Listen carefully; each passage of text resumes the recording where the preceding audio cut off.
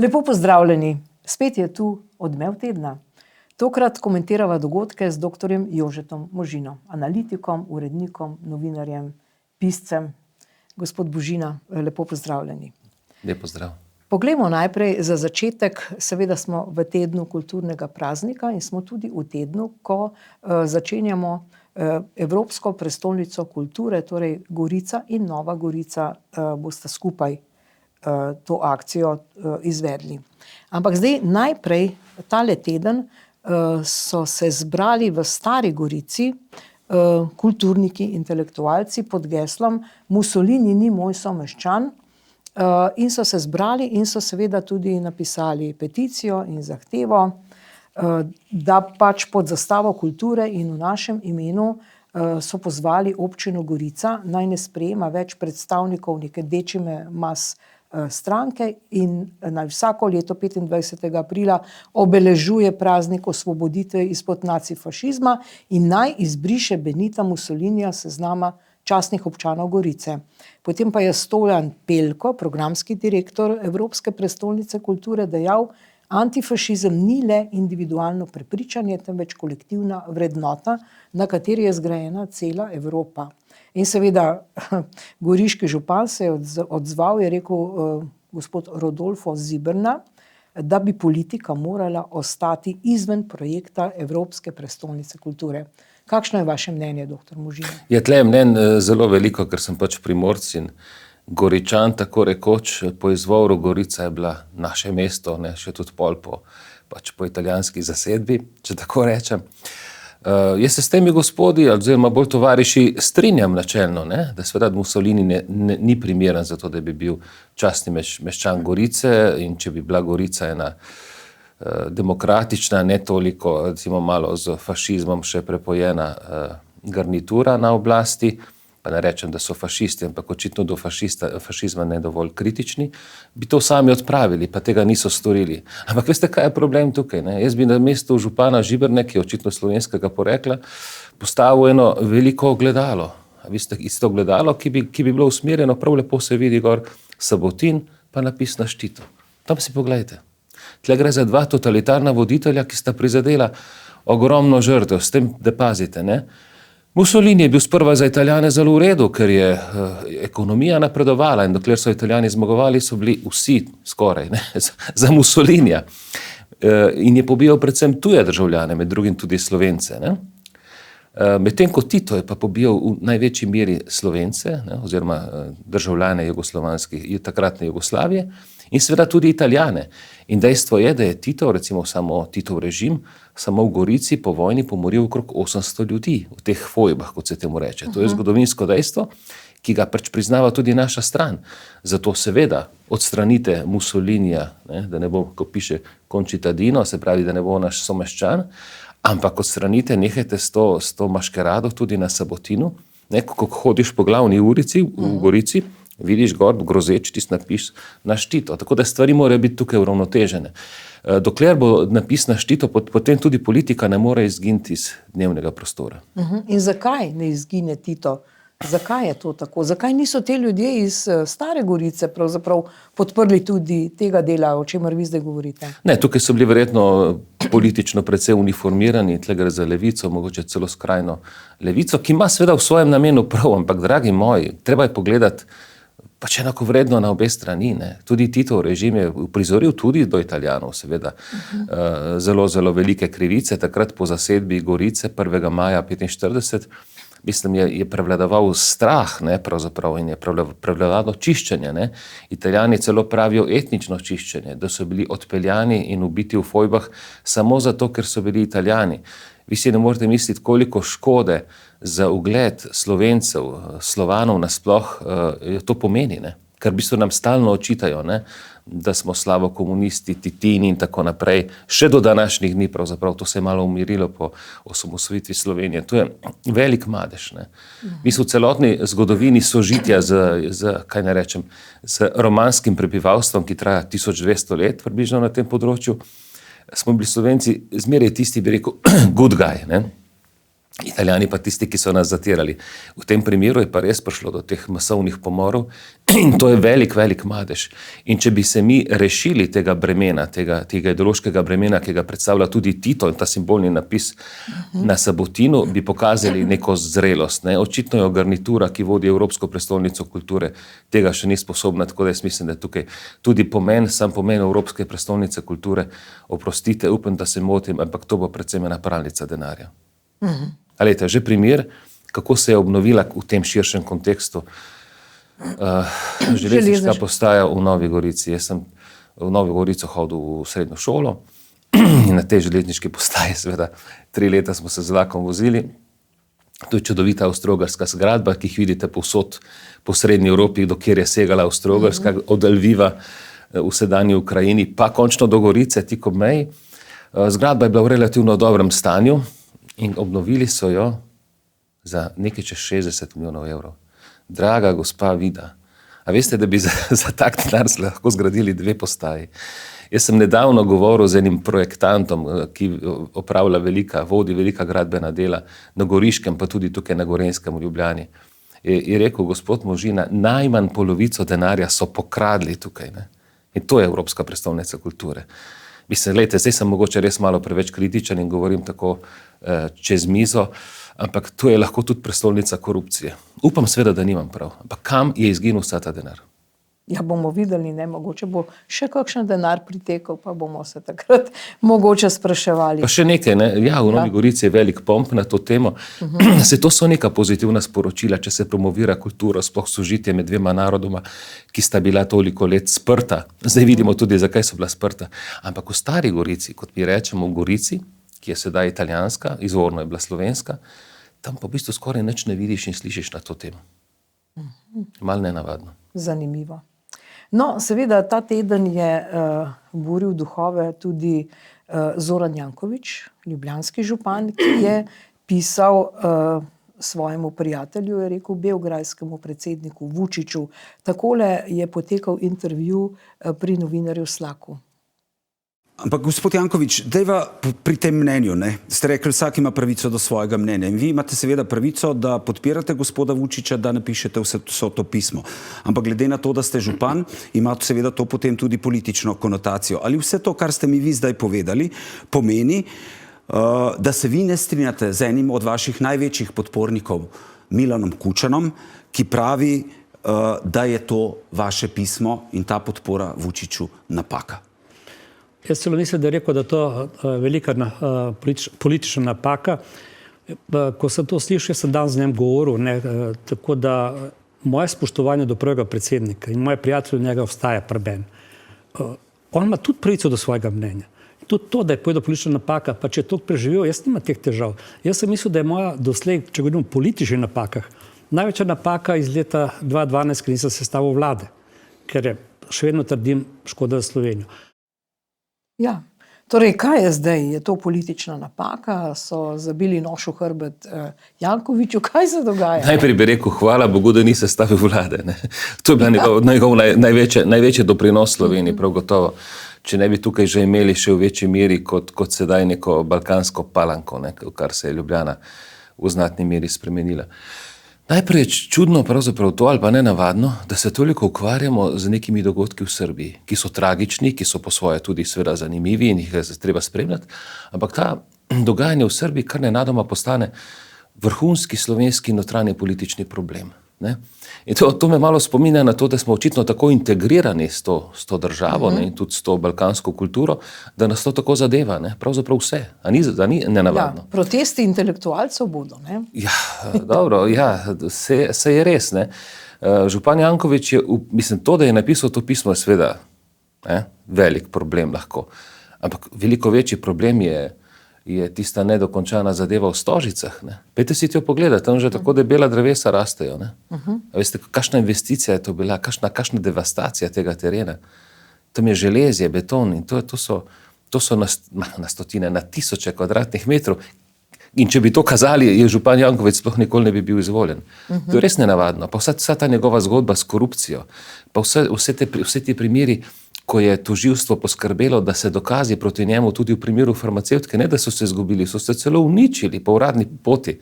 To so bili škandali v resnici, veliko večji kot to, da je pač napisal to pismo prijatelju Vučiću. Ampak veste kaj, ne vem, zakaj je to nenadoma postalo tak problem. Očitno se nekaj dogaja. In dobro, da ste ta posnetek zavrteli, a ste opazili njegov zmeraj tak dominanten in košat glas se je zelo, zelo zožil, če smo pozorni, in govori na enem minimumu. Ne? Se pravi, da ga je očitno ta zgodba zelo prizadela in nekaj se bo v ozadju dogaja, kar mi ne vemo.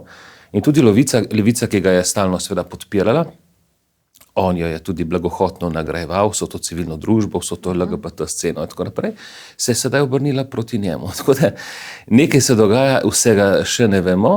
Lahko bi bil to tudi, mogoče ne bom rekel ravno začetek konca, ampak ena močna klofuta županu Jankoviću. No, ampak veliko je bilo ugibanj, ne? Recimo tamle vidimo gospoda Čeferina ob predsedniku, srbskem predsedniku, takrat, ki je bil tudi Janković zraven. Ne? Pa je tudi Dodik, ne? Ja, pa Dodik, ne? Torej, Srpske. kdo so zdaj te dejavniki, ki v osnovi prek nekih prijateljskih povezav vplivajo na Slovenijo in Ljubljano?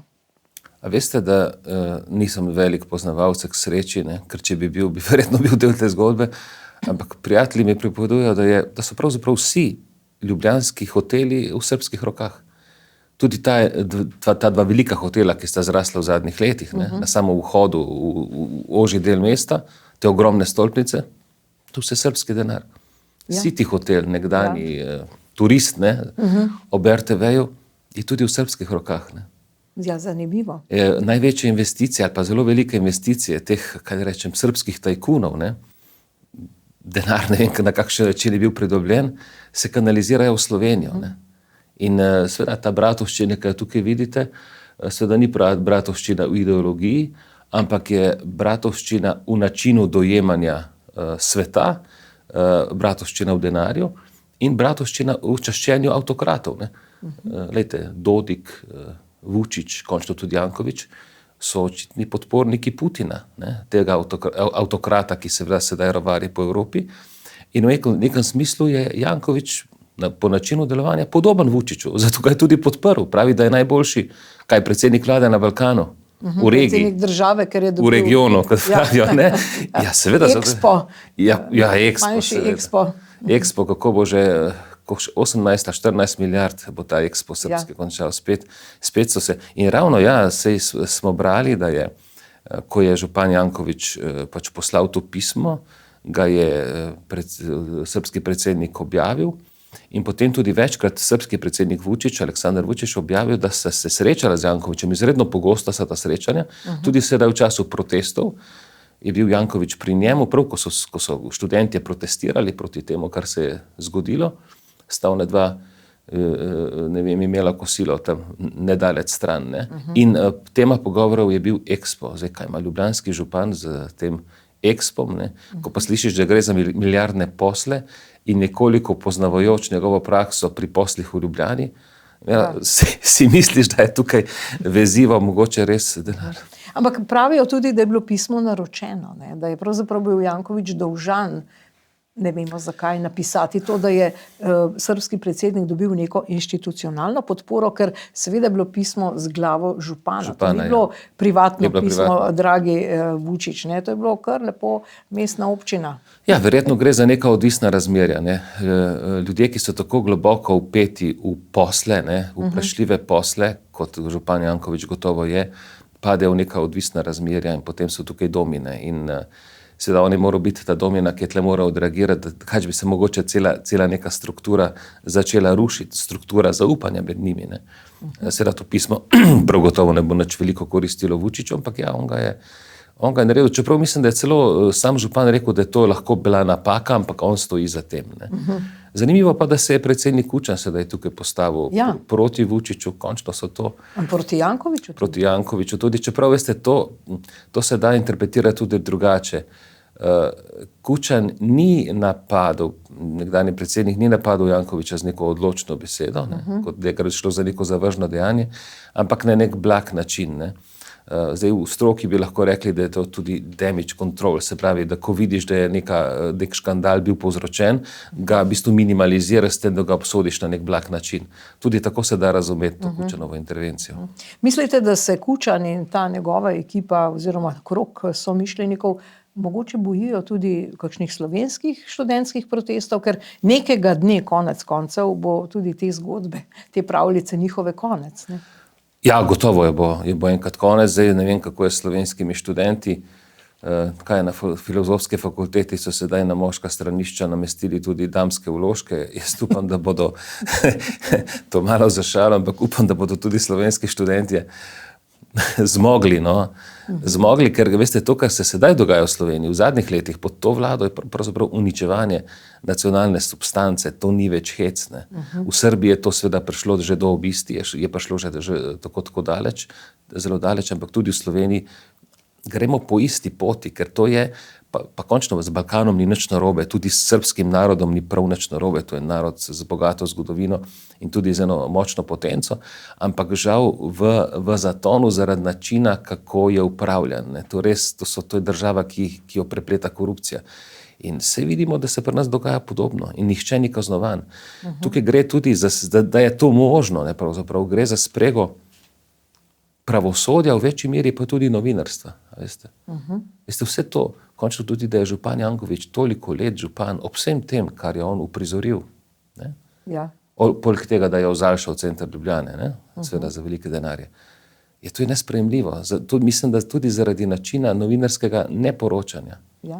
No, tu imamo podobno tudi pri Megolob, ker v bistvu Ja. z istega loga, to so vse nekdanja pozitivna Slovenija. Zato ga tudi pri Megolob ni obsodil, ne. Je rekel, da ima vsak pravico do svojega mnenja. Zanimivo. Tu imamo dve bivši novinarki, Marto Kos in Natašo Pirc Musar, ki sta seveda zdaj političarki, tudi oni dve sta molčali, ne. Zelo dolgo, Marta Kos je zdaj neko evropsko pismo poslala, ampak Ja, ampak spet zelo splošno, Ja. ker je morala, seveda Marta Kos, Aleksandar Čeferin in tako naprej, to so neki očitno interesni krogi. bila je na plačilni listi, ne nazadnje veliko predavala, pač Janković jo je Ja. najel kot coacha, ne. Tako, ja. Zdaj je pa ugotovila, da je problem vladavina prava v Srbiji, ne. Ja, je tudi, ne. Ja, tudi je zanimivo, da tudi Evropska komisija nima tukaj nekega jasnega stališča, zelo, zelo splošna stališča, ne. Predsednica pa tudi, ne, seveda. Ja. Predsednica, glejte, prejšnji teden se je takoj utaknila v Avstrijo, ne, in oblikovanje koalicije. In jo je skrbelo, mislim, kaj nas pravzaprav ima to brigati, ne, kaj nas to zanima. Ja, njo. Zdaj pa pravi, da se ona ne vtika v tuje države. Njo hitro odnese. V bistvu pa je Srbija z enega vidika, z vidika predsednice države, veliko manj pomembna kot Avstrija. V Avstriji je slovenska manjšina, ki je v težavah, ne, ki v bistvu kopni. In če kaj bi moralo predsednico v resnici zanimati slovenska manjšina v Avstriji, tukaj lahko v moralnem smislu nekaj naredi. Po zgledu predsednika Pahorja, ki je tako na italijanski strani oziroma v kombinaciji z italijanskim predsednikom, kot tudi avstrijskim, naredil pomembne korake v spravi med tema dvema narodoma in na ta način tudi pripomogel k ugledu manjšine, ne? Ker te manjšine so bile zaradi komunističnega režima v Jugoslaviji seveda atakirane, ne? Popolnoma neupravičeno in so postale žrtve vsega tega, ne? In to se jim pozna še do današnjih dni. No, en dogodek je bil tudi ta teden, recimo aretacija nekih domnevnih storilcev kaznivih dejanj v zvezi s tem pobojem v Ljubljani, ki pa so jih spustili naslednji dan, ker morate misliti, slovensko pravosodje ni poslalo nobenega dokaznega gradiva. Pa čemu smo priča, kaj je to? Vi veste, ta priznan bosanski novinar Avdić, ne? Ja. Izredno pogumen, v njemu so te mafijske združbe oziroma stregle po življenju, je izredno pogumen, dober poznavalec vseh teh zadev. In iz teh krogov dobrih poznavalcev, ki poznajo, ki imajo očitno stike tudi z kriminalisti v Bosni, ocenjujejo, da je Slovenija pravzaprav prepletena, no, z interesi, tudi kadrovsko očitno, z interesi te balkanske mafije, ne. Tako v pravosodju, kot tudi v policiji. Saj veste, že te zgodbe, ki so se dogajale prej z tožilko, ki je delala v zadevi Kavaški klan. Ne. Tudi sam umor, da ta oseba, ta, ki je bil ubit tam za našim hribom, ne, za Brdom, da pravzaprav je bil varovana priča, ne, in ga niso bili sposobni zaščititi. Ne. To so grozljive zadeve. To so res grozljive zadeve. Ja, to so zadeve, o katerih bi morali govoriti. To so zadeve, ampak veste, da je to v nekem smislu v spregi s tem, kar sva govorila prej. To je ta balkanizacija Slovenije. To ni več hec. Na Tržaški cesti, 2 leti nazaj je bil ubit oče, ki je bil seveda tudi član te združbe, ki je bil tam z otrokom. Ne. Sedaj je bil ubit mogoče 2 kilometra stran nekdo drug. Ti umori se nikoli niso dogajali in to so umori balkanske mafije, ne. Ki ima izreden vpliv v Sloveniji. Mislim, da tudi, kar se denarja vsega tega tiče, in Slovenija postaja, raj za trgovanje z drogo. Torej, kdo vlada Sloveniji? Vučić?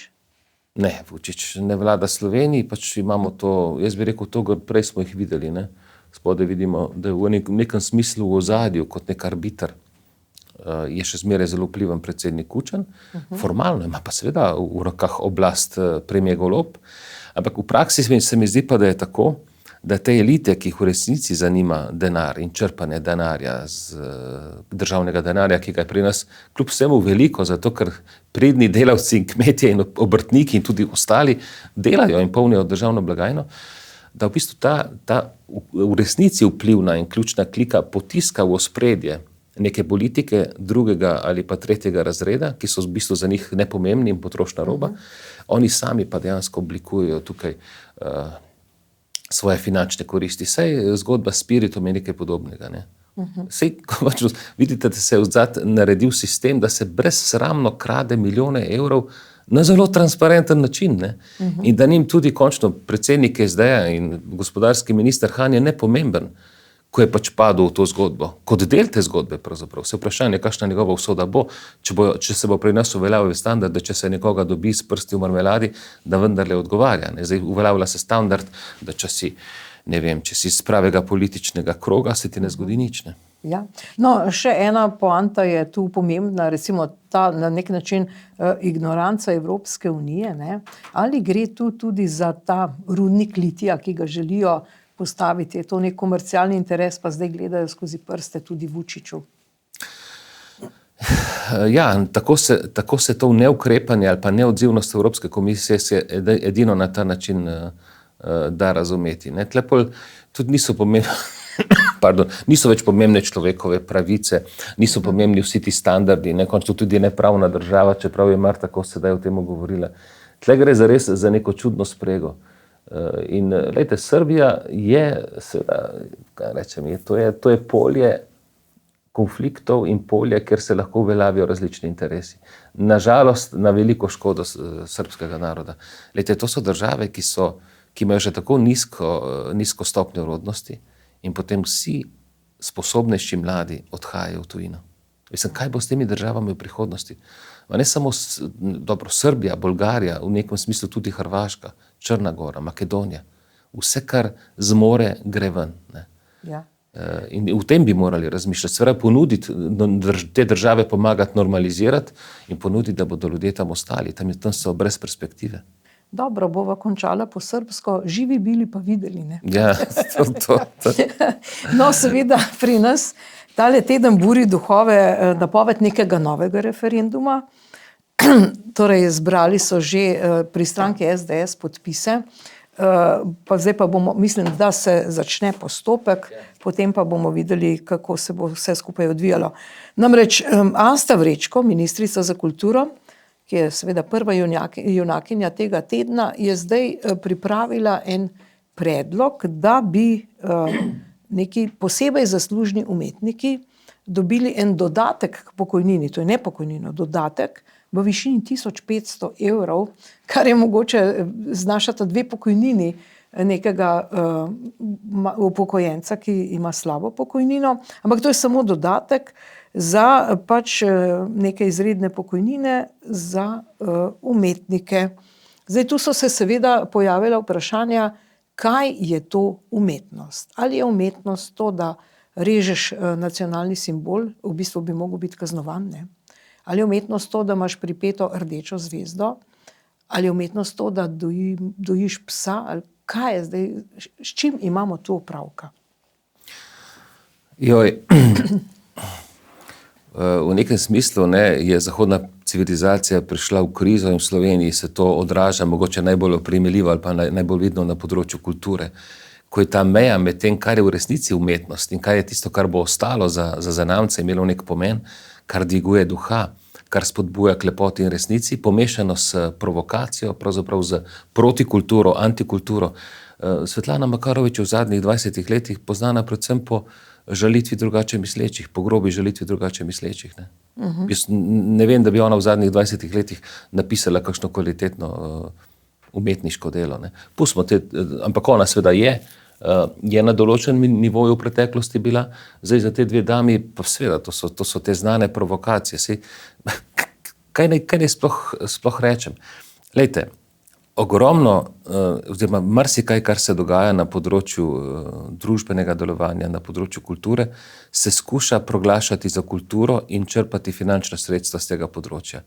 Kaj je v resnici umetnost, je pa tisto, kar bo ostalo kot koda nekje v eni slovenski zavesti. Spravi, čas je tisti, ki bo odplaknil prerezane zastave in doječe pse. Čas je tisti, ki bo to odplaknil. Res pa je, da poskuša sedanja kulturna politika z privilegiranim nagrajevanjem ustvariti končno neko elito, ali pa kvazi elito, bi lahko tudi rekli, ki jim bo pripadna, ki jih bo podprla, ki bo prišla na ulice, delno se to že dogaja. Jaz mislim, da namen izvorno ni absolutno slab, ampak točno do tega bo prihajalo. Jaz sam sem tudi prejemnik nagrade Prešernovega sklada, nisem zdaj šel točno gledati, ampak verjetno, mislim, da če prav razumem, bi tudi jaz dobil lahko nek dodatek, kot pravite. Ja. Lejte, super, če ga dobiš, ampak dajmo biti pametni. Mi smo 2-milijonska država, in končno, kdor je delal tudi na področju kulture in umetnosti, si je običajno zagotovil neko človeka vredno življenje in tudi pokojnino z tega naslova. Vsi smo vsake od nas odgovoren. In končno to, da imajo ljudje darove, da lahko ustvarijo presežke, če so v resnici presežki, na področju kulture in umetnosti, je to že privilegij sam po sebi. Ni potrebno, da potem država še dodatno ob vsem tem, končno smo vsi nagrade dobili, tudi izplačila teh nagrad, da država še dodatno preko mere poskrbi za to. Kam bo to pripeljalo? Sami privilegiji. To je socialistični način razmisleka, delovanja, za to amplitudo, tam so pač državna sredstva, ki so kot neomejena. To je socializem, troši denar brez glavo. Mislim pa, da bi bilo dobro, delno se je to sedaj že dogajalo, da bi se mogoče oblikoval nek sklad z enim dobrim nadzorom uglednih kulturnikov, pravzaprav, ki bi pa pomagal tistim najvidnejšim, najboljšim umetnikom in kulturnikom, ki bi recimo zašli v neko stisko. Ali bi imeli kakšne zdravstvene težave, ali pa finančne težave, da se ne povzroči, oziroma da se ne dopusti neka sramota, da nekdo, ki je v resnici vrhunski, recimo nek vrhunski slovenski pesnik, da se ga ne pusti na cesti. Mislim, da za take zadeve, ampak to so minimalna sredstva, bi se dalo pomagati, ne pa kar na splošno in tako na široko. No, seveda, zdaj ste povedali ključno besedo, to je nek sklad. Dobro, naj se ustanovi, ampak ne pa, da se posega v ta sklad pokojninskega zavarovanja, kjer so pravzaprav ljudje vplačujejo 40 let in več, kupujejo delovno dobo, da bi se prej upokojili in tako naprej. In zdaj se v to posega. Lejte, tudi kulturniki in umetniki nismo, jaz nisem umetnik, ampak dobro, nekaj na področju kulture sem očitno tudi naredil, nismo nadljudje. Tudi mi moramo živeti v realnem svetu. Pomagati, se tako ali tako je ta kultura podprta strani države, se to je vse pravzaprav podprto že tako ali tako, ne pa ustvarjati neke privilegije, ker na ta način se kultura tudi v samem smislu odmika od svojega počela. Ker tisti, ki ustvarja kulturne presežke, to dela z nekega notranjega vzgiba, ne zaradi denarja. In lejte, največje umetnine na svetu niso postale tako na nek privilegiran način, to so pravzaprav, recimo v srednjem veku, največji umetniki so bili obrtniki tistega časa pravzaprav. Oni se niso proglašali za umetnike, bili so seveda pa vrhunski na svojem področju. Hočem reči, tudi tako je, če ustvarjaš presežke, morajo imeti, nočem zdaj biti preveč apologetski, ampak je zelo dobro, če imajo tudi neko tržno vrednost.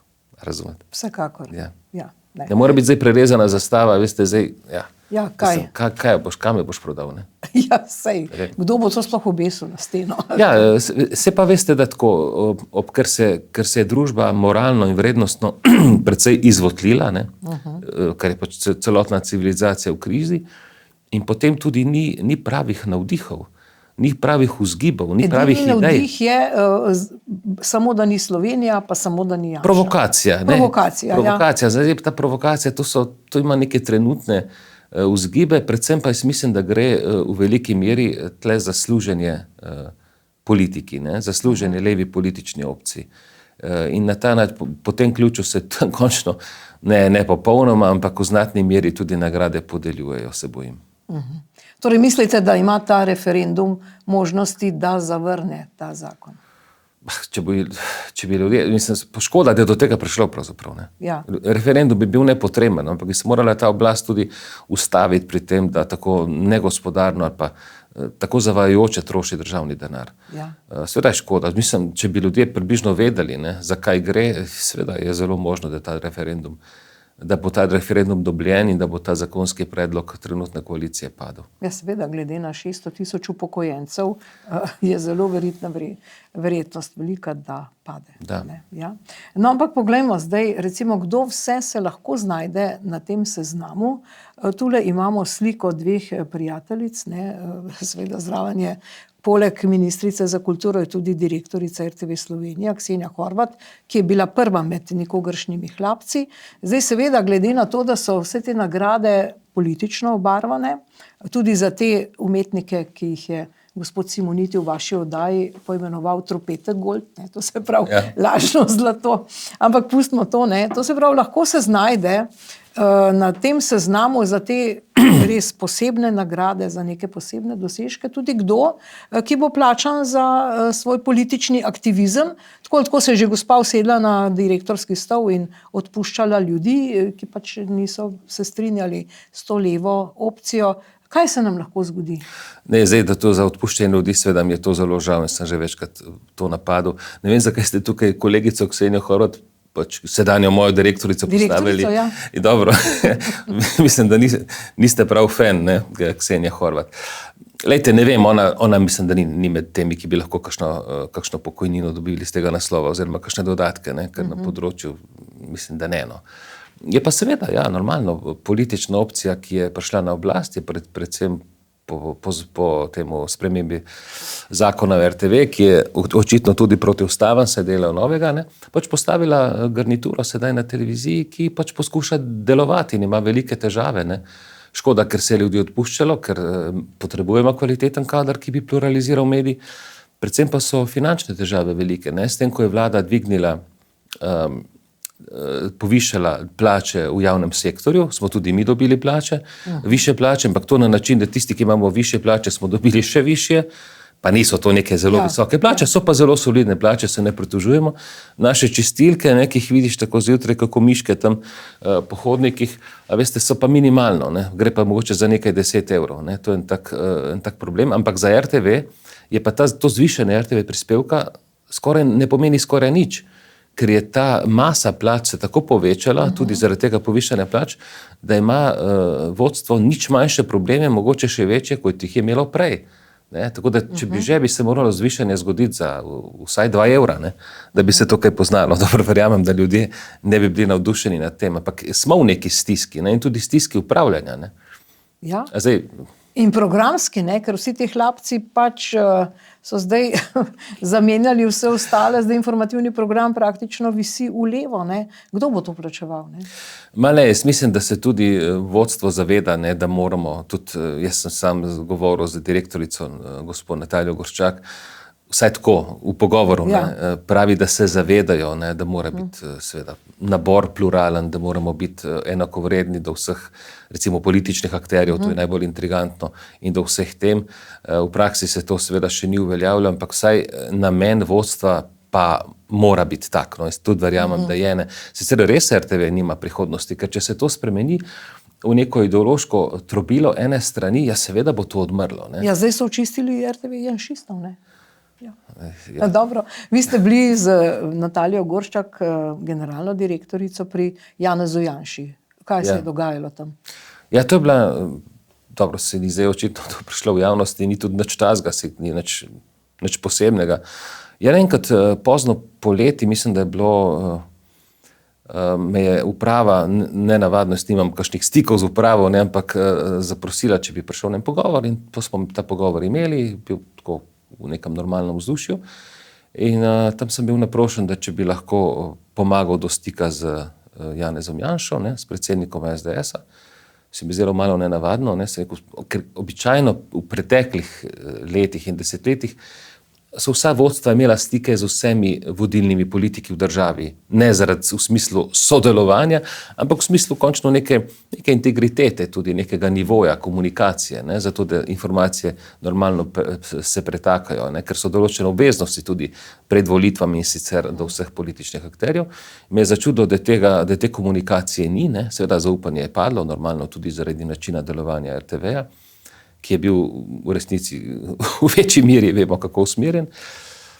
In se rekel, da sicer jaz lahko napišem en mail, vprašam, ne, ampak nenavadno se mi je to zdelo, ker tudi jaz z gospodom Janšo sem na vi, ne, ga spoštujem, mogoče je spoštovanje oboje stransko, ampak jaz sem z njim na vi. No in sem ga res vprašal, vse vodstvo bi se želelo z vami dobiti. In v smislu nekega dialoga, ne, da se ljudje začnejo pogovarjati, tudi različno misleči, se mi je zdelo to nekaj pozitivnega. Se pravi, mogoče nekaj malega prispevaš, oziroma vsaj ne škoduješ. No in tako je tudi bilo. In tudi sam sem bil na tem pogovoru potem prisoten, bil je tam tak kurtoazni pogovor, nič posebnega. O čem je tekla beseda? Ja, malo je šlo okrog RTV prispevka, ne, da ne bi to takrat povišene RTV prispevka izkoriščali, ne, opozicija izkoriščala za neke politične zadeve, ne, dobro, opozicija kot opozicija, ampak se končno tudi kaj veliko ni. Drugo je pa bilo, ne, samo izraženo pričakovanje, da bi se uveljavili enaki vatli do vseh deležnikov, ne, ker v resnici so veliki razkoraki med tem, tudi sam sem to tam povedal, ne. Ko je v opoziciji, ko je leva vlada na oblasti, so eni kriteriji za goste v Odmevih, če hočete, in obratno, ne, so pa drugi kriteriji. In to je vidno, to se da pokazati, izračunati in to ni prav. Drugače pa ne vem, direktorica je bila čist, saj mislim, da se z gospodom Janšo ne da sicer, da se poznata še z prejšnjega režima. Ona je rekla, da ni ne leva, ne desna, pa da je imela težave in pod levimi in pod desnimi, pa smo se malo nasmejali na to temo. Ja, to so vsi potem se zaklinjajo, da so imeli te težave, ampak takole je, ne, mislim, bili so pa tamle na dvorišču pa vsak dan, pa pred parlamentom klicali in Goloba bomo imeli in ga imamo zdaj vsi. Ja, kolegica, vidim, vi zelo radi se vračate pred RTV z tiste dobe, revolucionarne dobe. Ja, program je tak, kot je, ne, rezultat tega je zdaj ta program. Ne? Ja, ta revolucionarna doba se dejansko ni prav dobro odrazila sedaj. Kaj če pa biti? Ne? Saj tisti, ki smo bili v vodstvu, tudi vemo, da je tak konglomerat, ne? Tako šaljivo pravimo kombinat, ne? Kot je RTV Slovenija. Ja, kombinatke. To je zelo težko, to je zelo težko tudi obračati, ne? To je res ena velika letala nosilka. Vem, pa kaj so si oni mislili, ne? Kaj so si mislili, da potem pa bo med in mleko in da... Jaz mislim, da niso imeli slabih namenov, kar se tiče upravljanja, niso imeli slabih namenov. Ne? Mene bolj skrbi vsebina. Ne? Vsebina, jaz bi pozval vodstvo k večji zavesti, da je treba program usmerjati bolj pluralno. Ne? Ampak veste, čim je problem? Te levi aktivisti bodo zelo težko naredili neko pluralno oddajo. To je moje mnenje. Tukaj bo treba kar kadrovsko zamenjati kakšne ljudi. Ja, zdaj bova že kadrovala. Ne, ampak recimo, se vam zdi, da so sposobni te levi aktivisti zdaj napraviti neko pluralno oddajo? Kredibilno, ne? Mislim, lejte, veste, da ljudje imamo različne nazore, ne? In tudi mi dva, ne? Ampak jaz mislim, da ja, vsaj nekateri, ne? Morala bi biti večina, ne? Sej v glavnem je tako, imajo ljudje neko prepričanje, ena usmeritev, ena politična opcija jim je bliže, ampak če imaš v studiu potem akterje, ne, ti daš približno enako pozornost posvečaš vsem. Verjetno res niso vsi tega sposobni, ampak večina upam, da ja. Ne. Problem je to, da se sploh ne povabi, a veste, da nimaš, imaš na določeno temo, imaš strokovnjake, ne, ki so vedno z levega pola, zvedno, praviloma. da bodo te levi aktivisti postali janšisti. Potem pa mogoče. Vse bo pa počistilo, ne, kot je Ja. Ma ne, No, ampak šalo to je na ena stran. izmišljava, to je samo šala. Ker to... Kako je zdaj z vašimi oddajami? A ja, no, jaz se po tisti intrigi, ki je bila, me moram reči, kar prizadela, ne, ko je bila že dogovorjena gostja Urša Cankar Soares odpovedana iz enih razlogov, ki niso bili premišljeni, no. Jaz verjamem, da do tega ne bo več prihajalo. Normalno delam intervjuje, ne, seveda v sozvočju tudi z odgovorno urednico in urednikom Ladiko. In to se dogaja relativno normalno, tudi moram reči, da so zelo ugodni odmevi na te intervjuje. Marsikdo mi napiše, seveda, to je normalno, da je pristransko, da samo še zaradi teh oddaj gledajo RTV in plačujejo RTV prispevek. Sploh pa to velja za pričevalce, ne. Ta oddaja neverjetno, kljub tem poznim uram nemogočim, ampak kar pridobiva na veljavi, no, in na krogu ljudi, ker se od tega res lahko marsikaj odnese in nauči, no. No, ko bo gospa Urša Cankar Soares, vaša gostja, Ja. takrat nas bodo pa nikogaršnji klapci prepričali, se mi zdi. Ja, to bi bilo kar zanimivo. Ne? Gotovo bom s časoma to še enkrat sprožil, ker se mi zdi neverjetno. Mi ne moramo, mi smo vendarle javna televizija, mi ne moramo izločati a priori nikogar. Sploh pa ne, to sem pa zadnjič mal bil prav v sporu, no? Ker mi je bilo očitano, da je ena od gostov v intervjuju je omenila tudi primer Svetlane Makarovič, ne da bi je seveda, pač sama je omenila in je pač nekaj argumentov povedala. In seveda pa sem tudi vodstvo opozoril, ne, da so pravzaprav Svetlano Makarovič povabili v Studio City, kjer so jo spraševali vse mogoče stvari, nikakor pa ne to, kako je napadla novinarja te iste javne televizije in 2 oddaji javne televizije. Morate vedeti, da je ona sramotila pričevalce in utrip. Ne? In ni bila vprašana na to. Mislim, to je pa bi človek kar podivjal, no, kako je to sprevrženo in dvolično. Ja. No. Tako da je, ja, Dolga je še pot, veste, do demokratičnega programa na RTV-ju. Dobro, zdaj poglejmo pa letošnje Prešernove nagrajence. To je proslava, ki se nam obeta. Predvsem gospod Dragan Živadinov, recimo pa Dragica Čadež je kiparka, ne? Ampak zdaj takole, no, ko sem razmišljala o gospodu Živadinovu, jaz seveda ne morem soditi, ker nisem nek kritik umetnosti, ampak vendarle se spominjam gospoda Živadinova, da je pravzaprav protestiral še pred vrati ministra Capudra, ko je bil on minister za kulturo, ne? Ja. To se pravi, on je bil že od samega začetka aktivist, ne, recimo.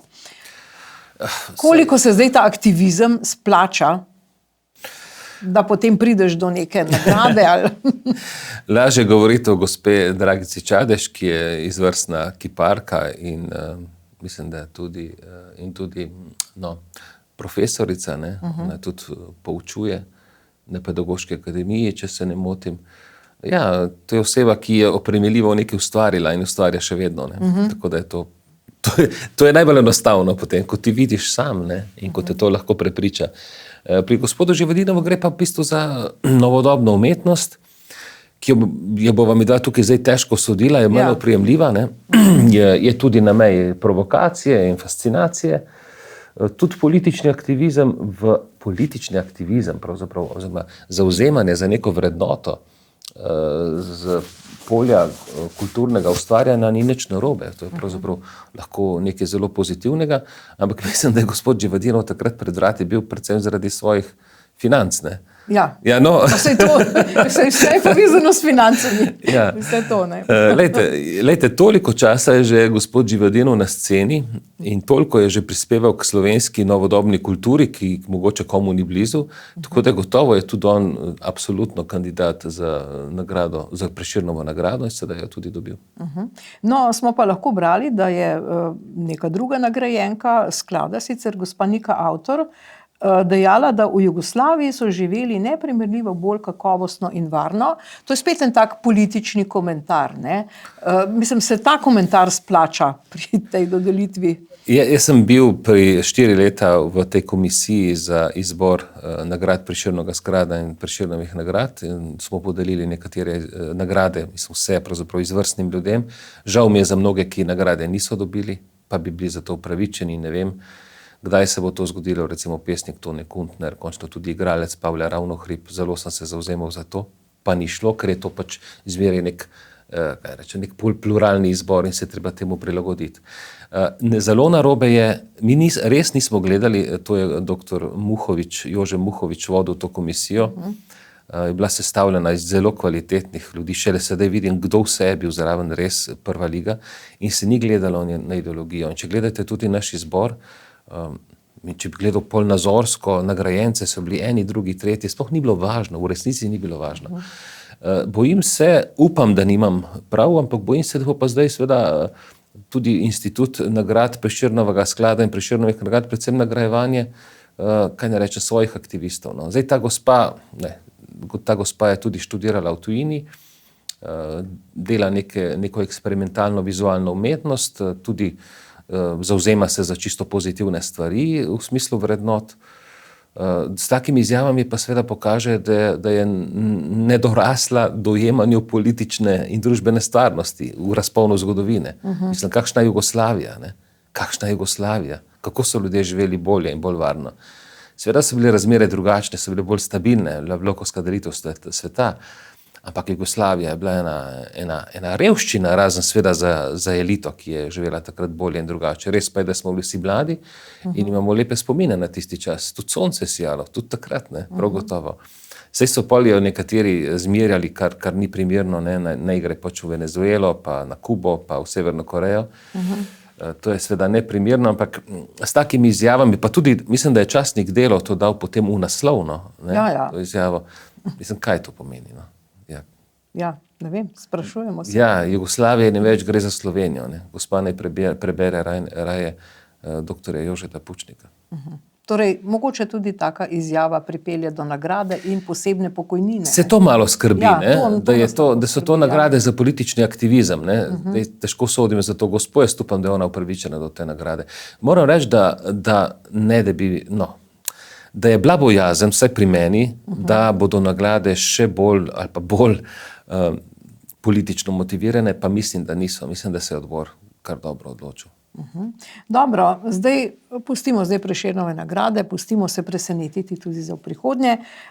Zdaj pomembno je, da so zdaj tale teden tudi v tujini zaznali, to je pa pomembna tema, da se seveda bliža 80. obletnica konca druge svetovne vojne in da bi mogoče že pa bil čas, da bi tudi v Sloveniji ne samo obsodili komunizem, ampak tudi konec koncev pokopali te žrtve. Tako je bilo zasedanje v Ženevi, kjer so govorili o povojnih pobojih in dejali, žrtve komunističnih pobojev bo seveda obravnavala tudi Organizacija Združenih narodov. Tako daleč smo pripeljali do absurda celo zadevo, da smo zdaj že v OZN obravnavani. Ja, seveda, se vidi tudi to dvoličnost, končno govora o pravni državi, kakšna pravna država, če pa končno smo v stanju, ko ne moremo izpolniti dolga do pokojnih, kar je že 1000 oziroma 10.000 let norma vsake civilizacije, da pokoplje ljudi svoje vrste, ne samo svoje, ampak celo nasprotnike. In to je bilo uveljavljeno do druge svetovne vojne, med drugo svetovno vojno sta pa to in po njej sta pa to kršila nacizem in pa komunizem. To je nekaj nedopustnega. Se pravi, ljubljanski župan, ki preprečuje, pravzaprav on je glavni problem, da se te žrtve, govorimo o ujetnikih iz Macesnove Gorice, ki jih je preko 3400, in o Romih iz Iške, ki jih je tam okrog 50, da jih ne pokoplja v Ljubljani. In tle se kot mačka okoli vrele kaše, pazite to, vrtijo tudi predsednica republike. Predsednica republike je imela več posvetov, mislim, da je 2 doslej, to so posveti, ki so zaprti za javnost, ampak tam so prisotni predstavniki tudi naše komisije, ampak civilne družbe in pa predvsem vseh političnih strank, da bi se vendarle za zaprtimi vrati, kar je namen dober, dogovorili, da do pokopa pride in da se ta tema zaključi, ker to je namerno pravzaprav vzdrževana tema za potrebe političnih delitev. In zanimivo, seveda to se očita po desni ali pa po mladni strani, dejansko je pa tisti, ki tukaj onemogoča ta pokop, župan Janković. Njega se pa ne povabi, on pa ne pride in predsednica republike pa je govori, ja, sej veste, z njim se pač ne da. Ja, čakajte, pa dajte to javno povedati, predsednica. Če znate komentirati sestavo avstrijske vlade, poglejte pred domače dvorišče, pa dajte svojega političnega, ne vem, zaveznika soočiti, ne.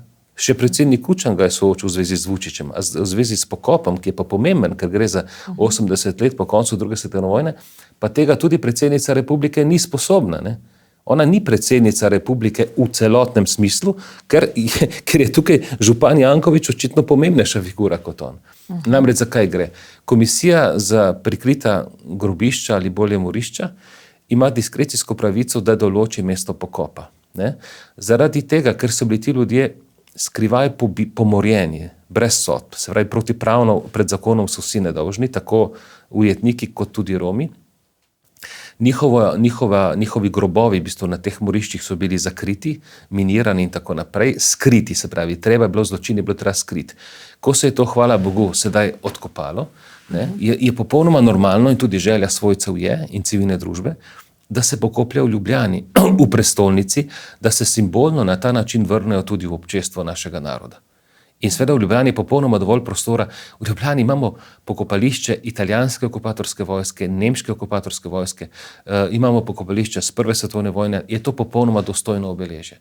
Seveda samo en balkanski, ne balkanski, se tukaj bi žalil Balkance, ampak en neokomunistični princip avtoritarnega ljubljanskega župana to ovira. In nihče na levi strani se ga ne upa soočiti z tem vprašanjem.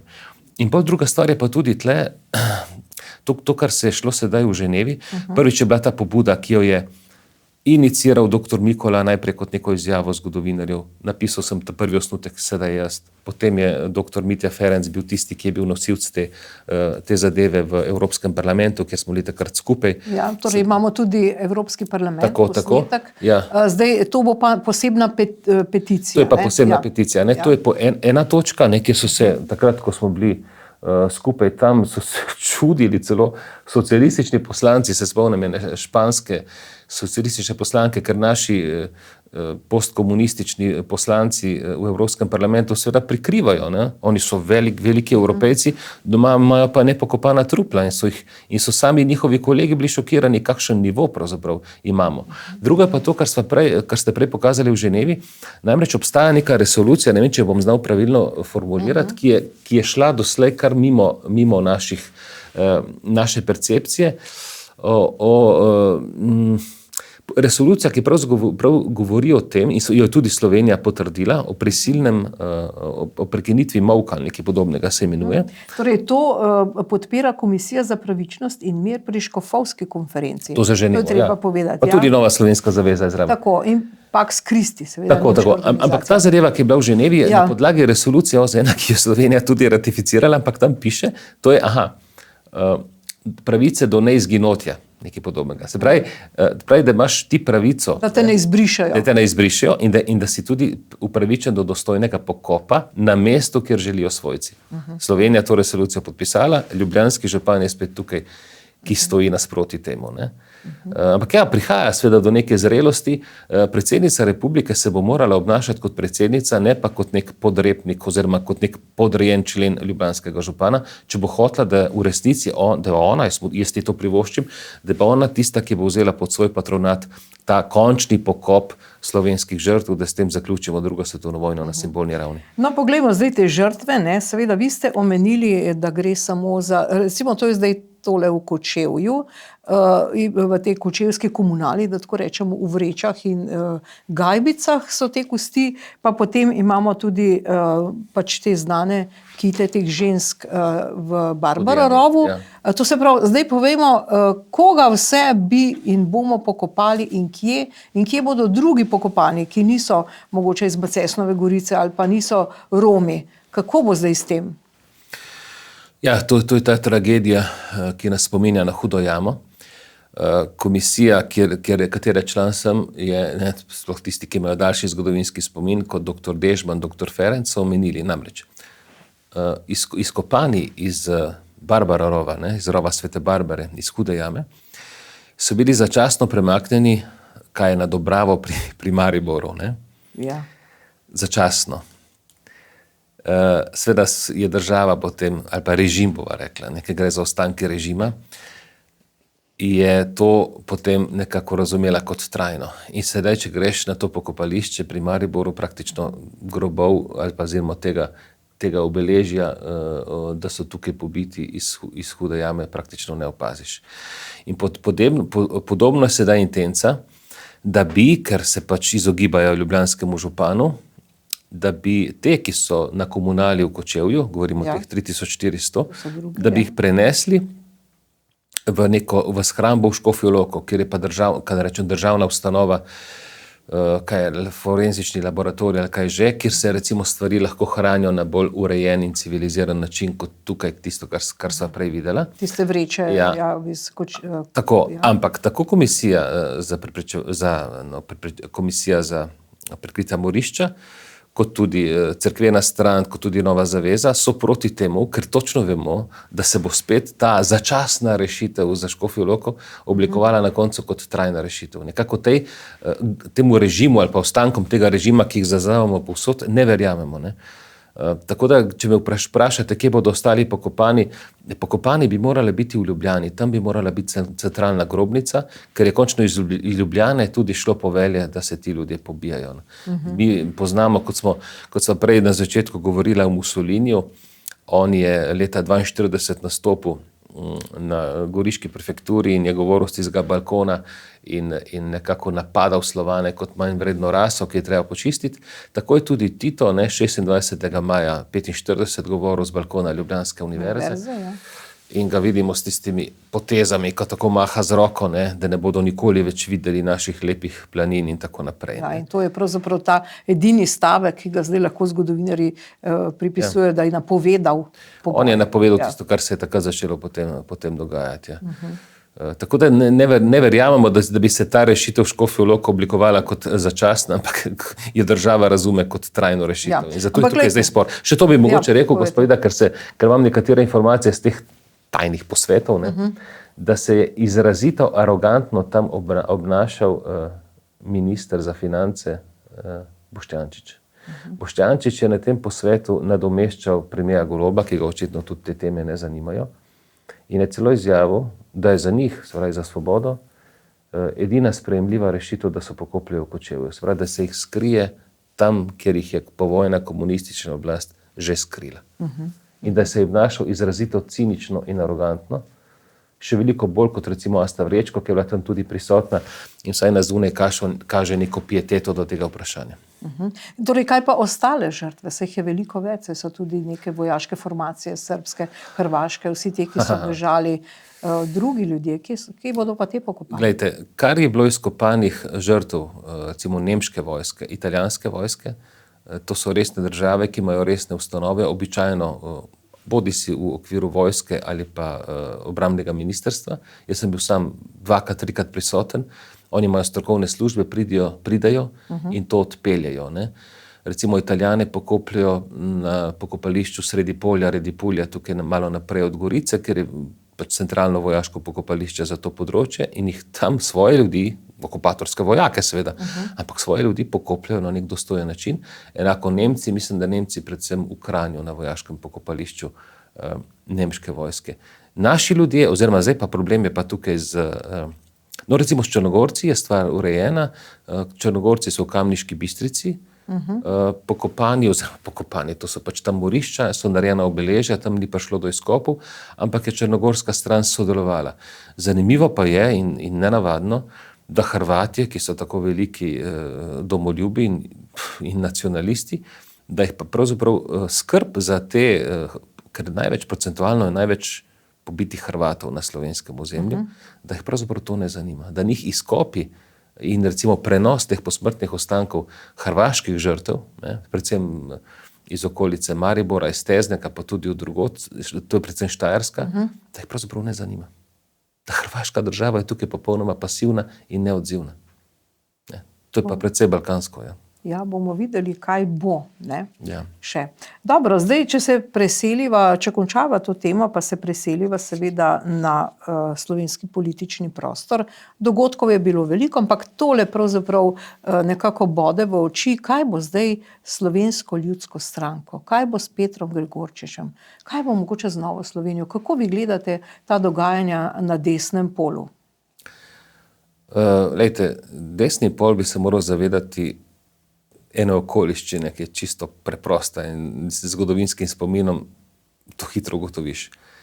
Dvakrat so pravzaprav zmagali na volitvah, leta 1996, ne, ko so nastopili enotno, ko so vse tri pomladne stranke, takrat SLS, pa Krščanski demokrati in pa SDS so nastopili na volitvah in zmagali. Tiste volitve so bile potem ukradene, seveda, ne, ker je šlo za tisti prestop Pucko gor dol. Ja. In je Drnovšek sestavil vlado, ampak takrat je recimo ta pomladna stran dobila več, tudi več glasov je dobila kot pa leva stran. Tisto je bil en zgodovinski moment. In se leta 2004, ko so spet nastopili enotno. In brez enotnosti, ne, pomladna stran ne more sestavljati vlade. In tukaj seveda problem na levi strani vendarle, ko se pač ti vrabci in golobi popolnoma stepajo in razbežijo, nastopi kaj rečem, nastopi beloglavi jastreb iz ozadja, malo za hec, in nekako poenoti, ne, tisto strukturo, poenoti to piramido. Ne. Medtem kot na tej pomladni strani se tu v bistvu niti ni desna stran. Okay, ne. Pa v bistvu tega se tukaj Janezu Janši, te manjše stranke Janezu Janši ne priznavajo tega prvenstva, ne vem, kako so točno zmerjeni med sabo. Primata, ja, in zato v bistvu se zadeva neprestano cepi, ampak če se bo stvar cepla, tudi ne bo prišlo do volilne zmage in tudi ne do preobrata. Ampak ja, tukaj vidim predvsem, ne vem, sposobnih se ne pusti zraven. Ne, v bistvu. Če gledamo Gregorčiča, jaz mislim, da je on sposoben, kar je pokazal volilni rezultat na evropskih volitvah. Ko za las ni uspelo, da bi prišel v Evropski parlament, kar je bil izreden dosežek takrat za njega pravzaprav. Dobro, iz nič je začel. Iz nič je začel tudi za Slovensko ljudsko stranko. In gospod Balažič nekako nima te karizme, kot ima Peter Gregorčič. Sam se bojim, da so ta vlak tukaj že zamudili. Ne? Pa nima niti diplome, pravijo. A celo? Ja, tako pravijo, tako beremo. Torej, se za politiko... Je še ni pokazal. Ne, to je pa seveda velika uganka je potem, kako se bo preorientirala Nova Slovenija. Tle se govori vse mogoče, ne, da bojo pred volitvami zamenjali vodstvo, da sta tukaj, ne vem, kandidata Jernej Vrtovec ali pa Vida Čadonič Špelič, da so pač različne frakcije. Namreč, ker so se malo zapletli s tem, ko so govorili, jaz ne vem zakaj, ko je predsednik Tonin govoril, da pa z Janšo pa ne več in tako naprej, kljub temu, da ne vem zdaj, kaj so oni imeli med sabo, ampak kje bi ti fantje sicer kdaj prišli do ministrskih mest, če ne bi bilo Janše in Janševe vlade, pravzaprav ti mladi fantje. Ne? In so bili potem tudi solidni na svojih položajih. Tako da edina opcija je to, da se to konsolidira na tak način. In seveda Logarjeva stranka je pa ena posebna zgodba, ne? Ki jo pač veste, da jo eni vidijo kot transmisijo Levice, eni pa kot transmisijo SDS-a. Ne? Ja, in tudi on ima ta sindrom, sam da ni Janša. Ne? Tudi on z njim, to javno rekel. Ne bi. Ja, ampak gre za tako zanimivo, jaz sem nedavno, mesec nazaj poslušal po radiju predsednika Kučana, spet me presenetil in je vse govoril, tako kot to govori med vrsticami. Ne? On ne izgovori določenih imen. Jaz ga nisem še slišal dolgo, da bi on izgovoril primek Janša. Ja, ker je pravnik, pa vedel se ga lahko toži. Ampak je govoril in potem ga je voditelj vprašal, mislite na Janšo. Ne? Tako da iz njih je tudi, ne samo njega. In, tako. In on je recimo zelo tako dal signal, da Logarju ni za zaupati. Se mi zelo zanimivo, kakšna informacija pa zdaj to. In vidite, da tudi Logarja z leve napadajo. Kaj to pomeni? Ne? Da bodo Logarja pravzaprav porinili, ne? Levica ali pa leva stran, tranzicijska levica poriva Logarja na desno, zato da ne bi imel njihovih volivcev. Zato da bo imel volivce SDS-u in Novi Sloveniji. In po nekih predikcijah, po trenutnih raziskavah je tako, da sicer vzame nekaj SDS-om, ampak ga bistveno ne omeji, več vzame, ker je tudi manjša stranka Novi Sloveniji in v nekem smislu lahko tudi ogrozi njen obstoj. Tako da to je ena taka, seveda se bojo karte še premešali, ampak trenutno je tako. Dobro. No, seveda bomo videli, kako stvari stojijo tudi pri predsednici Nataši Pirc Musar. Ona se pa zdaj te dni spet pogaja, namreč tudi Gibanje Svoboda je malce zablokiralo, ker je želela svoje kandidate, tako za Banko Slovenije, pa za varuha človekovih pravic. Pri Banki Slovenije Gibanje Svoboda želi gospod Jazbec, Nataša Pirc Musar je predlagala gospoda Ropa. Zdaj, kar se tiče pa varuha človekovih pravic, pa je njena kandidatka Katarina Bervar Strnad. No, zdaj povejmo tole, da pač tale Katarina Bervar Strnad je v bistvu bila v tisti ekipi, ki je na Ustavno sodišče, zdaj govorimo o zakonu o RTV, uradno pač je objavilo Ustavno sodišče sklep o razveljavitvi zadržanja novele zakona o RTV, tudi na podlagi pisma in pisanja, ki ga je med drugim podpisala tudi Katarina Bervar Strnad. Seveda šlo je za ogromno organizacij, za Pravni center za varstvo človekovih pravic in tako naprej.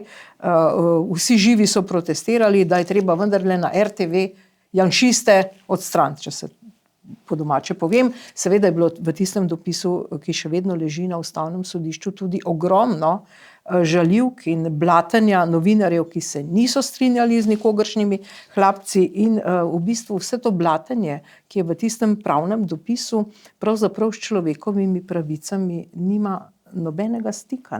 Tako da je vprašanje, ali bo gospa Katarina Bervar Strnad lahko res postala varuhinja človekovih pravic. Ampak glejmo zdaj, kako je gospa govorila o medijih. Poglejmo, to je zanimivo. No, ampak nekaj mora biti zelo narobe s sistemom, da morajo, ne vem, pobudnice, ki ste soustanoviteljice pravne mreže, da morajo v prostem času v bistvu skrbeti za to, da imajo tudi ljudje, ki niso zelo premožni, ki ne predstavljajo države ali kapitala in tako naprej, da imajo te enake pravice. In potem še nekaj, kar je nelogično, da pravzaprav z donacijami pravzaprav ljudje prispevajo to, da vi sploh lahko delujete. Torej, sistem ali je prav, da je tako? To je gotovo situacija, v kateri se ne bi smeli znajti in je potrebno narediti vse, da se iz te situacije tudi izkopljemo. Mogoče samo nekaj dejstev, ki kažejo na to, kam v resnici, kam pelje ta tok. Če pogledamo oceno organizacije novinarjev brez meja, kjer je Slovenija na globalnem indeksu svobode medijev padla kar za 4 mesta, torej z 32 nazaj dol, kar Evropska komisija v svojem poročilu razlaga kot nazadovanje na področju svobode medijev in zaščite novinarjev. Evropska komisarka Sveta Evrope za človekove pravice je v zadnjem času, v zadnjih 2 letih, izdala kar 13 opozoril, ki se nanašajo na Slovenijo. In Evropski parlament je v svoji resoluciji opozoril na vse te pomanjkljivosti in tudi na izrazito polarizacijo in nezaupanje ter sovražno vzdušje, ki vlada trenutno v Sloveniji. To so dejstva in kažejo na to, da ne glede na to, da institucije do neke mere delujejo, seveda, in tudi to je ocena Evropskega parlamenta, pa vidimo, da gremo navzdol. In kje je točka previsa, ne vemo, tega ni mogoče vedeti vnaprej. Ampak to se lahko zgodi naenkrat. In zato smo se aktivirali, zato smo se tako intenzivno začeli ukvarjati situacijo v Sloveniji, da bomo seveda vse to preprečili. No, seveda so se intenzivno ukvarjali situacijo. Ne danes, ko sprejemamo medijsko zakonodajo, ki bo res uvedla cenzuro, visoke kazni. Danes je taka spokojna tišina, čist mirno morje je. To je gospa govorila 6.2. praktično leta 2022. Natanko pred 3 leti je gospa Katarina Bervar Strnad tole povedala. Danes, ko pa gre res za vse te stvari, o katerih govori, je pa tišina. Nobena evropska inštitucija se ni zganila, nobenega pisma Ustavnemu sodišču naj vendar ne razsodi, ali je ta zakon o RTV neustaven ali ne, o tem smo govorili. Danes ni pa nobenega pisma in danes se pa ščitijo človekove pravice, ali kaj točno? Dajte, vse ste že vse povedali, saj ta kontekst, v katerem je bila ta izjava rečena, z vašimi pojasnili kaže, da gre za osebo, ki nima primerne kredibilnosti in integritete za tako funkcijo, kjer moraš biti varuh človekovih pravic vse za vse in moraš biti tudi nazorsko pluralen in usmerjen. Gospa deluje na polju političnega aktivizma za potrebe takratne politike, sedaj, ko so pa razmere 10-krat hujše, oprijemljivo hujše, sedaj pa tiho. Pravi, da povzimo. Mi smo zdaj padli, ne pravzaprav. Ja, takrat smo povzeli, zdaj smo padli, zdaj pa tišina. Zdaj pa tišina v eno jamo. Kar se zakona tiče, pa tako, ja, borili so se za ta zakon. Vsa elita, levičarska, pravna, intelektualna, novinarska se je borila za ta zakon, ki je pravzaprav en zmazek in je protiustaven. Mislim, da je protiustaven, zato ga tudi ne morejo nekako obravnavati, ampak bodo prej sprejeli nov zakon. Ampak pazite, tudi na kakšen način si ti ljudje predstavljajo prevzemati končno RTV in oblast, ne da bi se sploh potrudili, takrat ne, da bi se potrudili z nekim dostojnim dokumentom. Očitno je bila to res, jaz se pošaljem, neka revolucionarna doba. Nujno se je vodilo, ker so bila potrebna vsa sredstva. Ampak na koncu, veste, tudi tako, če medij prevzameš in če medij ne deluje v korist državljanov, bo prej ali slej odmrl. In tukaj tega se morajo zavedati. Ja, mogoče. Če ne bo seveda država pomagala z finančno injekcijo. No, se prav je, da pomaga, samo na nek legalen način. Ja, ne pa skozi manjšine. Ampak dobro, to je druga zgodba. Zdaj seveda, kar se tiče RTV Slovenija, seveda se upravičujem, toliko vlečem to temo. Ja, očitno jo imate v želodcu. Imam jo v spominu, v dobrem spominu. No, seveda, tisto, kar smo takrat govorili, je seveda tudi kolega Igor Bergant. Zdaj naj povem, mogoče se spomnite kolega Možina, on ni hotel z vami v studio po volitvah, tako da sem jaz morala priskočiti na pomoč. A res?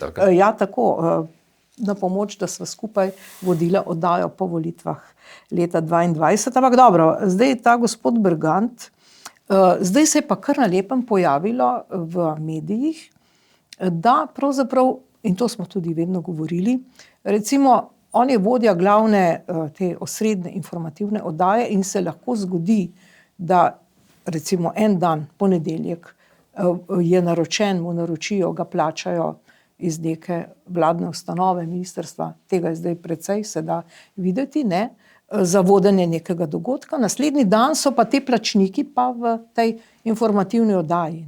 Seveda lahko ljudje, tu ga vidimo, recimo je na Dunaju vodil okroglo mizo z gospodom Jankovićem, potem pa intervju z gospodom Jankovićem v Odmevih.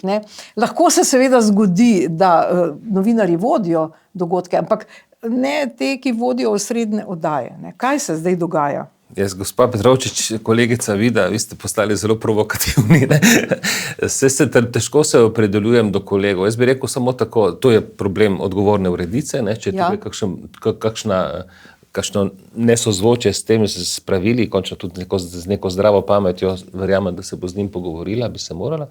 Predvsem pa bi rekel tako, da mora veljati enaki vatli za vse. Ja. To me je zmotilo, predvsem, ker je bilo nedavno kolegici, doktorici Roziti Pesek pa onemogočeno, da bi vodila eno omizje, ki pa ni bilo, verjamem, da ne za honorar, ampak ki je pravzaprav njeno znanstveno strokovno področje. To je bilo pa nedopustno. Ona dejansko pri nas ugledna strokovnjakinja za obdobje osamosvajanja in demokratizacije Slovenije in vodila bi eno okroglo mizo, kjer bi končno obravnavala svojo temo, pa ne samo to, taka oseba, ki je tako poglobljena in tako dobro pozna področje, dejansko lahko izlušči potem v takem pogovoru še nekaj novega, ker so akterji k sreči še živi in je bilo to nemogoče. To se mi pa res ne zdi prav. Krivično, jaz mislim, da tudi, ne vem, kaj sploh sprašuje za dovoljenje pri takih stvarih. Enostavno, če gre za neko polje svojega znanstvenega udejstvovanja,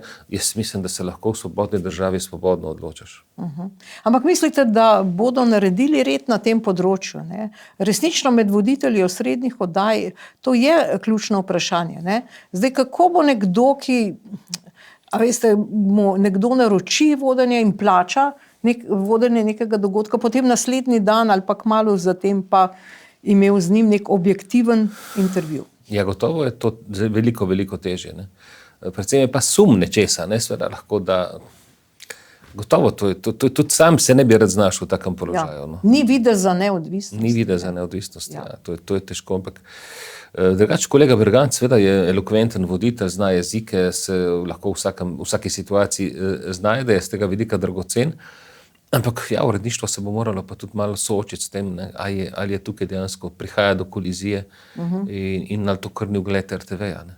Če je res to, kar pravite. Ne? Ja, se jih slike kažejo. Ne? To se pravi, pred odgovorno urednico, ki vam ni dovolila, da povabite Uršo Soares Cankar, je kar težka naloga, ne? Ko bo treba tole presojati. Kaj menite? Enake vatle treba uporabljati. Dobro, in zdaj seveda gremo še k zadnji temi. To pa je bil naš Dončić, naslavni košarkar, ki seveda so ga odstranili iz kluba, ne.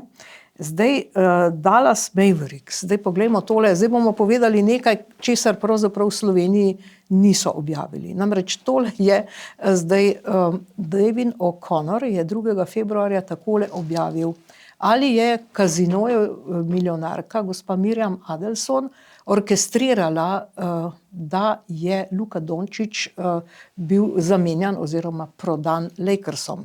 Zakaj bi zdaj to, torej na desni strani vidimo tole gospo Mirjam Adelson, na levi strani je pa Mark Cuban, ki je on pravzaprav bil prej lastnik tega kluba, ampak je seveda ohranil še day-to-day dealings, to se pravi, dnevne te posle še upravlja, čeprav je gospa Adelson in njena družina postala 73% lastnica. Zdaj, kaj pa pravi zdaj ta avtor, a ne?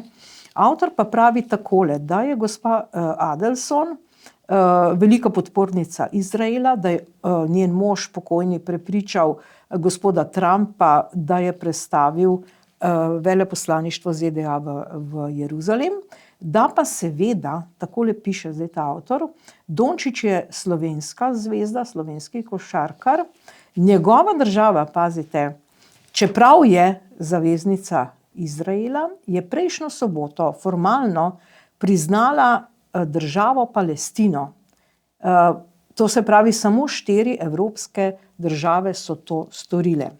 Zdaj poglejte, ali je možno, da, torej to je ugibanje, ki je čisto legitimno, vprašanje, ki se za nas postavlja je, ali je možno, da naši politiki, tipa Golob, ki tolče po pultu OZN, Tanja Fajon, ki ves čas je tamle v teh muslimanskih državah in dela neke kupčije in se nekaj dogovarja, ali je možno, in seveda vsi ti protesti na univerzi v zvezi s Palestino, ali je možno, da oni nam delajo škodo, pa ne samo nam, seveda vidite tudi v bistvu našemu junaku Dončiću.